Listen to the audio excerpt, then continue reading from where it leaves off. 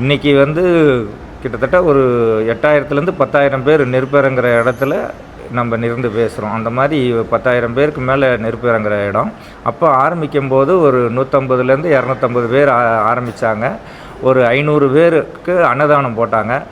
அதில் முக்கியத்துவம் வாய்ந்தது லாரி தொழிலாளர்கள் எல்லாம் சேர்ந்து தான் வந்து இந்த அன்னதானத்தை ஆரம்பித்து வச்சாங்க. ஊர் மக்களும் லாரி தொழிலாளர்கள், லாரி ஓனர் எல்லோரும் சேர்ந்து உருவாக்கி வச்சது. இன்றைக்கி கிட்டத்தட்ட 25,000க்கு மேலே 50,000த்துக்கு நெருக்க அன்னதானம் காலிலேருந்து பகல் இரவு போட்டுக்கிட்டு தான் இருக்காங்க. 4 மண்டபத்தில் சீரும் சிறப்பமாக நடந்துக்கிட்டு இருக்கு. பங்குனி உத்திர தீமிதி திருவிழான்னா இங்கே சீரும் சிறப்பமாக இருக்கும்.